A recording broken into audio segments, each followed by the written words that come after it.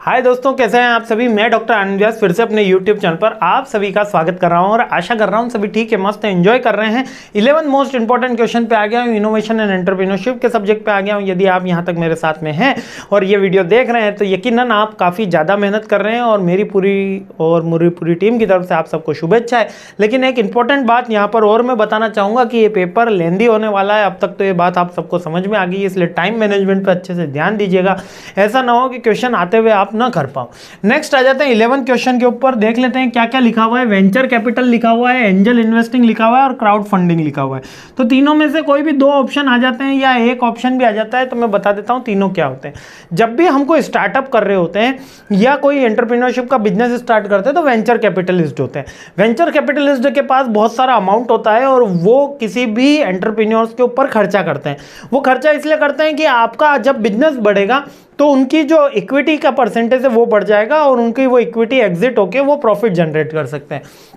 वो होता है venture capital. Like shark tank का आपने एपिसोड देखा होगा।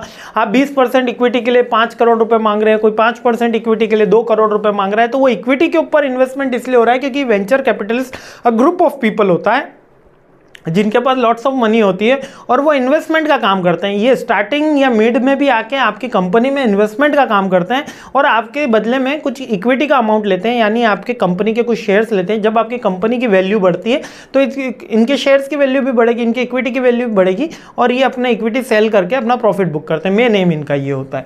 These are simply as investor of your company, but venture capitalist इसलिए क्योंकि ये इक्विटी में कुछ भी हिस्सा ले रहे होते हैं, है ना। नेक्स्ट होते हैं एंजल इन्वेस्टर। एंजल इन्वेस्टर वो इन्वेस्टर होते हैं जो स्टार्टिंग में आपकी कंपनी में हिस्सा दे रहे होते हैं। ये आपके फैमिली मेंबर्स भी हो सकते हैं, ये वो व्यक्ति भी हो सकता है जिसको आपके ऊपर ज्यादा ट्रस्ट हो, या अननोन पर्सन भी हो सकता है, डिपेंड। लेकिन ये वो व्यक्ति होता है जो स्टार्टिंग में आपकी कंपनी में पैसा देता है। स्टार्टिंग में पैसा यानी कि बिग अमाउंट दे रहा होता है ना। 10%, 20% यानी मोर देन 50-60% की जो कैपिटल रेज होती है वो एंजल इन्वेस्टर्स करते हैं, इसलिए इनको एंजल इन्वेस्टर्स बोला गया है।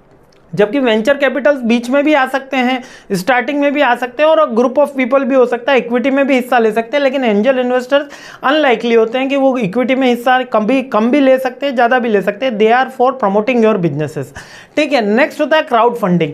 क्राउड फंडिंग क्या है कि जब हम पब्लिक से कोई आईपीओ इशू करा, इशू पब्लिक ऑफर करा, या इस तरीके की कोई शेयर हमने लिस्ट करके या डिबेंचर की हेल्प लेके हमने कोई फंड रेज करते हैं तो वो क्राउड फंडिंग में आता है।